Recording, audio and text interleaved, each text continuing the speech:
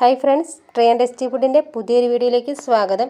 ഇന്ന് നമുക്ക് വളരെ പെട്ടെന്ന് തന്നെ റെഡിയാക്കി എടുക്കാൻ പറ്റിയിട്ടുള്ളൊരു കിഴങ്ങ് കറിയുടെ വീഡിയോ കാണാം കേട്ടോ. അപ്പോൾ അതിനായിട്ടൊരു ചെറിയൊരു കടായി ഒന്ന് വെച്ച് കൊടുത്തിട്ടുണ്ട്. അതിലേക്ക് ഒരു 1.5 ടേബിൾ സ്പൂൺ വെളിച്ചെണ്ണ വെച്ച് കൊടുത്തിട്ട് ആ ഒരു എണ്ണ ചൂടായി വന്ന സമയത്ത് ഒരു 1/2 ടീസ്പൂൺ കടുകും 1/2 ടീസ്പൂൺ ചെറിയ ജീരകവും കൂടി മൂപ്പിച്ചെടുത്തിട്ടുണ്ട് കേട്ടോ. പിന്നെ ചേർത്ത് കൊടുത്തിരിക്കുന്ന ഒരു വലിയ സവാളയുടെ പകുതി ഭാഗമാണ്. ഒരു പച്ചമുളകും കൂടി ചേർത്ത് കൊടുത്തിട്ട് മിക്സ് ചെയ്ത് എടുത്തിട്ടുണ്ട്. ഒരു സവാളയ്ക്ക് ഇതേപോലെ ഒന്ന് വാടി വരുന്ന സമയത്ത് കിഴങ്ങ് ചേർത്ത് കൊടുക്കുക കേട്ടോ. അപ്പോൾ കിഴങ്ങ് ഒരെണ്ണമാണ് ചേർത്തിട്ടുള്ളൂ, വലിയ കിഴങ്ങായിരുന്നു.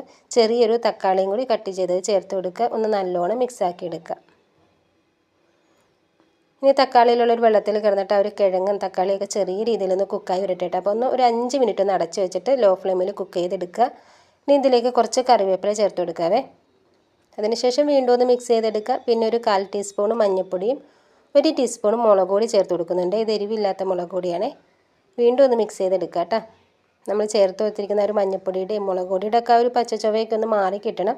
അപ്പോൾ അതുവരെ ഒന്ന് മിക്സ് ചെയ്തെടുക്കുക. ഒരു 1-2 മിനിറ്റ് ഒന്ന് അടച്ച് വെച്ചിട്ട് കുക്ക് ചെയ്തെടുക്കാവേ.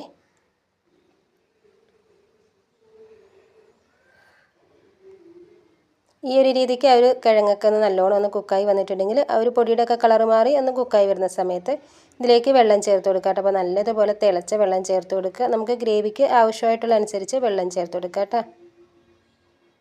അപ്പോൾ ഇതുവരെ നമ്മൾ ഇതിലേക്ക് ഉപ്പ് ചേർത്ത് കൊടുത്തിട്ടില്ല. ഒരു 3/4 ടീസ്പൂൺ ഉപ്പ് ചേർത്ത് കൊടുക്കുക.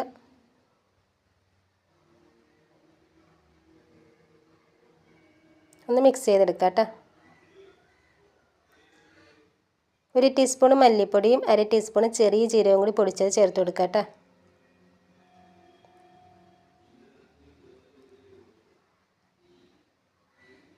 ഒന്ന് മിക്സ് ചെയ്തെടുത്തതിന് ശേഷം ഇത് നല്ലതുപോലെ നമുക്കൊന്ന് കുക്ക് ചെയ്തെടുക്കുക. അപ്പോൾ അടച്ച് വെച്ചിട്ട് ലോ ഫ്ലെയിമിൽ വെച്ചിട്ട് കുക്ക് ചെയ്തെടുക്കുക.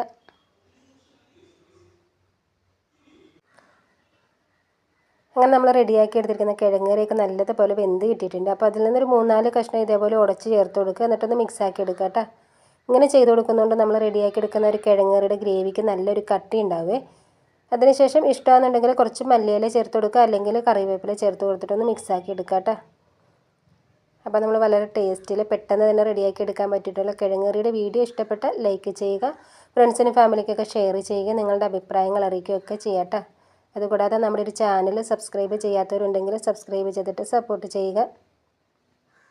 ഈ ഒരു കിഴങ്ങ് കറിയുടെ വീഡിയോ നിങ്ങൾക്ക് ഇഷ്ടപ്പെട്ടു എന്ന വിശ്വാസത്തിൽ ഇനി നമുക്ക് പുതിയൊരു വീഡിയോയിൽ കാണാം.